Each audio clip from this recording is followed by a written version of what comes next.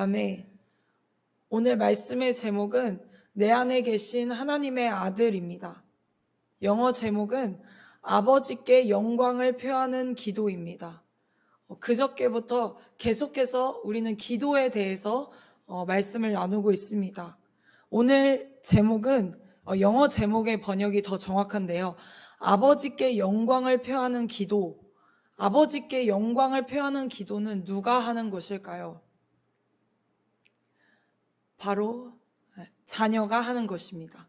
아버지는 자녀의 기도를 통해 영광을 받으십니다. 오늘 본문 말씀은 천사가 마리아에게 와서 성령께서 예수님을 잉태하게 하실 것이라고 말하는 수태고지의 말씀입니다. 오늘 챔버스 목사님은 만일 하나님의 아들이 나의 이 썩어질 몸 안에서 태어난다면 주님의 거룩하신 순전하심과 단순하심과 하나님과 하나됨이 내 안에 드러날 수 있는 기회가 되겠습니까? 라고 묻고 있습니다. 이 말은 마리아에게 하셨던 수태고지의 말씀을 통해서 예수님이 이 땅에 육신을 입고 오셨다면 우리에게 하시는 수태고지의 말씀을 통해서는 썩어질 우리의 육신 가운데 오시는 예수 그리스도를 말하고 있는 것입니다. 다시 말하자면 마리아에게 임하셨던 예수님은 이 땅에 성육신하여 육신을 입고 오셨지만 이 우리에게 말씀하시는 이 수태고지의 말씀은 예수님의 십자가 부활 뒤에 우리에게 직접 성령께서 오셨으므로 예수님이 우리 안에 거하신다라는 것을 말하고 있습니다. 챔버스 목사님은 이 마리아의 수태고지가 우리에게 동일하게 적용되고 있음을 말씀해 주고 있습니다. 하나님의 아들은 하나님의 직접적인 역사에 의해 내 안에 태어나십니다. 어제 말씀드렸던 아버지가 내 안에, 너희가 내 안에, 내가 너희 안에 있다는 말씀은 칭의를 말한다고 하였습니다. 예수 그리스도께서 십자가에서 죽으시고 부활하심으로 우리와 하나님의 관계는 화목해 되었습니다. 이것이 예수 그리스도를 통한 하나님의 직접적인 역사입니다. 이 직접적인 역사를 통해 우리는 하나님의 자녀가 되는 신분의 변화를 얻게 되었습니다. 그렇다면 이 자녀의 권한은 무엇일까요? 우리가 하나님의 자녀로서 자녀의 권세를 행사하게 되고 하나님 아버지를 얼굴과 얼굴로 대할 수 있게 됐다는 것입니다. 예수 그리스도께서 십자가에서 돌아가셨을 때 성소의 휘장이 찢어진 것처럼 우리는 하나님을 대면할 수 있게 되었습니다. 하나님께 직접 나아갈 수 있게 되었습니다. 하나님 아버지를 우리가 아빠 아버지라고 부를 수 있게 되었습니다. 이것이 엄청난 사실임을 여러분은 알고 계십니까? 이 권한을 부여하신 하나님의 은혜가 얼마나 큰 것인지 알고 계십니까? 그렇다면 이 사실을 안다면 나는 계속적으로 의아한 마음을 품어야 합니다. 무엇에 대해 의아한 마음일까요? 바로 나의 상식적인 삶에 대해 의아한 마음을 품어야 합니다. 챔버스 목사님은 계속해서 이 묵상집에서 상식의 삶을 하나님의 영적인 삶과 대조해서 표현하고 있습니다. 이 상식의 삶은 허상이고 우리가 바라보는 실상은 영적인 삶임을 말하고 있습니다. 우리가 의아한 마음을 품어야 할 것은 바로 이 나의 상식적인 삶인데 세상은 여기까지야. 이 이상은 너에게 안 돼. 라고 늘 한계를 말하고 우리를 좌절시킵니다. 하나님의 자녀라는 사실을 망각하게 만듭니다. 그럴 때 우리는 의아한 마음을 품어야 합니다. 왜 여기서 내가 좌절해야 하지? 내가 아버지의 일로 마음이 사로잡혀야 한다는 사실을 깨달아야 한다. 라고 스스로에게 말할 수 있어야 합니다. 나는 어린아이와 같이 하나님을 바라보는 자입니다. 주님과 연합된 자입니다. 주님과 나 사이에 구별이 없는 이 연합 속에서 나는 좌절할 수 없습니다. 아버지와 자녀의 관계에서 자녀의 권세를 누린다는 것은 좌절하더라도 우리는 그것을 오히려 의아해할 수밖에 없는 위치에 있다는 것을 깨닫는 것입니다. 상황과 상관없이 예수 그리스도께서는 그 영원한 어린아이다움을 가지고 아버지와 연합되셨습니다. 상황이 어떠하든 이 아버지와 연합되어 있었던 예수님처럼 우리는 그렇게 연합되어 있어야 합니다. 그 연합 가운데 있을 때에 이 상식의 삶에 대해서 우리는 좌절하지 않고 계속해서 일어날 수 있습니다. 여러분은 예수님과 같이 주님과 하나가 될 수 있을 만큼 단순하십니까? 아니면 여러 복잡한 생각 속에서 이래서 안 되고 저래서 안 되고 안 되는 이유들 속에 갇혀 계십니까? 주님께서는 수태고지의 말씀을 통해 마리아에게 임하셨던 것처럼 내 안에서 놀라운 하나님의 일들을 하실 것입니다. 그런데 여러분들은 그 일을 하나님께서 당신에게 하실 수 있도록 당신의 마음이 온전히 비워져 있습니까? 다시 말하자면 하나님께서 알아채실 수 있을 만큼 내 안에는 예수님의 형상이 자리 잡고 있습니까? 아니면 조심스럽게 주님을 한쪽으로 밀쳐내고 있습니까? 챔버스 목사님은 이렇게 말합니다. 최근에 모든 사람이 난리입니다. 그런데 무엇을 위해 난리입니까? 하나님의 아들을 십자가에 죽이기 위해 난리입니다. 라고 말합니다. 하나님의 아들을 십자가에 죽이기 위해 난리라는 것은 십자가에 달린 예수님을 향해 삿대질을 하며 자기를 구원해보라 라고 말했던 그 사람들과 같은 모습을 말하는 것이 아닙니다. 조심스럽게 주님을 한쪽으로 밀쳐내고 있는 우리의 모습을 말하고 있는 것입니다. 우리가 조용한 시간과 공간 속에서 하나님과 교제하기를 거부하는 것이 곧 하나님을 밀어내고 십자가에 죽인다는 것과 같은 말입니다.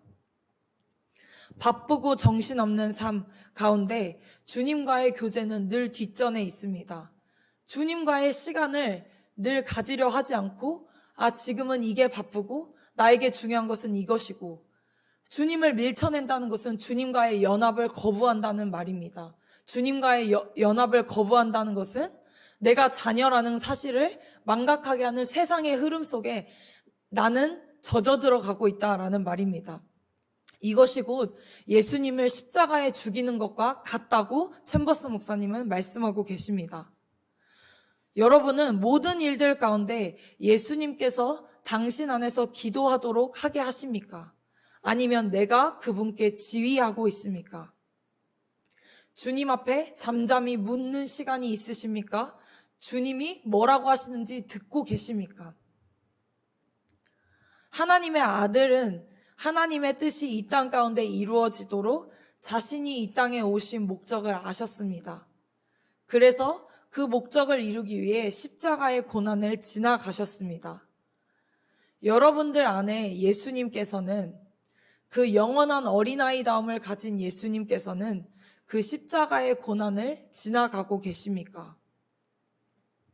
그 십자가의 고난을 지나갈 만큼 여러분들은 예수님과의 연합을 이루고 계십니까? 가장 성숙한 성도님들의 내면 세계를 알수록 무엇이 하나님의 목적인지를 더 잘 볼 수 있게 됩니다. 이 말은 언제나 하나님과 동행하는 성도의 모습을 볼 수 있다는 것입니다. 주님과의 가장 깊은 연합 속에서 그분의 뜻을 여쭙고 그분과 시간을 보내는 것을 그 무엇보다 우선으로 하며 하나님의 뜻에 맞게 나의 것을 비우고 그 뜻에 따라 행동합니다. 이 말씀은 골로새서 1장 24절 말씀에 잘 나와 있는데요. 그리스도의 남은 고난을 그의 몸된 교회를 위해 내 육체에 채우는 것입니다. 내 육체에 채운다라는 것은 늘 언제나 우리가 해야 할 일이 있다라는 말입니다. 내가 원하는 대로 주님께 진두지휘하는 것이 아니라 주님의 뜻 앞에 내 뜻을 내려놓고 십자가를 걸어가신 예수님이 그 길을 걸어가게 하시는 것입니다. 예수님께서는 말씀하셨습니다. 누구든지 나를 따르려거든 자기를 부인하고 자기 십자가를 지고 나를 따를 것이니라. 말로만 생각으로만 예수님을 따르는 것이 아니라 성령으로 시작한 예수 그리스도의 일을 성령으로 마치기까지 내 육체 또한 성령 가운데서 복종하게 하는 것입니다. 챔버스 목사님은 이것을 주님의 몸된 교회를 위하여 내 육체의 이 고난을 채운다라고 말하고 있습니다. 내가 좋아하는 일, 내가 잘하는 일, 내가 인정받는 일이 아니라 예수님처럼 정말 괴로워도 힘들어도 하나님의 뜻이기에 하는 그 일을 말하는 것입니다. 나에게 주어진 그 십자가를 오늘도 지는 것입니다. 우리가 말씀에서나 기도 중에 은혜를 받아 어떤 감동과 기쁨이 있을 때 그것을 거기서 끝내버리지 않으십니까? 성령께서는 그 감동과 기쁨을 통해 예수 그리스도의 십자가의 구원이 어떤 것인지, 나에게 자녀됨이 어떤 것인지 분명하게 말씀하시지만 그것을 우리는 낮은 차원에서 소모해버리고 있으시지 않으십니까? 더 깊이 예수 그리스도의 십자가의 고난의 깊이로 들어가기 위해서는 우리에게 마주한 그 하기 싫은 일들을 성령의 그 감동에 따라 행해야 하는 것입니다. 이러한 복종은 어린아이와 같이 주님을 바라볼 때 가능합니다. 어린아이와 같은 모습을 성경에서는 다른 곳에서는 이렇게 표현하고 있습니다. 베드로가 물 위를 걸어갔을 때 베드로의 시선이 주님께만 고정되어 있었습니다. 베드로는 바람과 풍랑을 보지 않고 주님께 시선이 고정되어 있었을 때 그 물 위를 걸어갈 수 있었습니다. 그 물 위를 걸어갔던 베드로는 어떠한 것을 우리에게 말해주고 있냐면 우리에게 어렵게 다가오는 복종이라는 힘겨운 단어가 예수님의 눈을 바라볼 때는 물 위를 걷는 기적이 될 것입니다. 주님은 그 주님의 눈을 바라봄으로 물 위를 걸으라 말하십니다. 조용한 공간과 시간 속에서 주님께 시선을 고정하는 시간을 오늘도 가지십시오. 어렵지만 그것을 방해하는 수많은 세상의 것들이 있지만 자녀됨의 권세를 누리기 위하여 성령께서는 그 시간을 도우실 것입니다. 오늘 우리에게 자녀됨의 권세를 누리는 것은 이러한 삶을 통해 아버지께 영광을 드리는 기도입니다. 그것이 곧 내 안에 계신 주님을 만나는 것입니다. 하나님께서 계속해서 기도에 대해서 그저께부터 말씀하고 계실 때 빠지지 않고 말하는 것은 그 기도란 예수 그리스도와 내가 연합하는 것이라고 말하고 계십니다.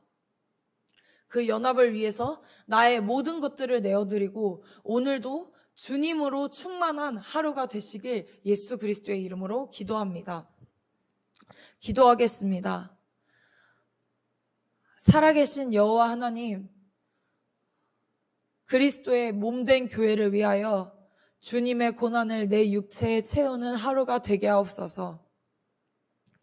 그리스도와의 연합은 허상이 아니라 실상입니다. 우리의 삶 가운데 벌어지는 실제적인 일들입니다. 주님, 그 연합 가운데서 우리가 자녀됨의 권세를 누리게 하시고 그 자녀됨의 권세로서 아버지 하나님께 영광을 올려드리는 그 기도가 오늘 우리 모든 성도님들의 삶 가운데 이루어지게 하옵소서. 감사드리며 예수 그리스도의 이름으로 기도드렸습니다. 아멘.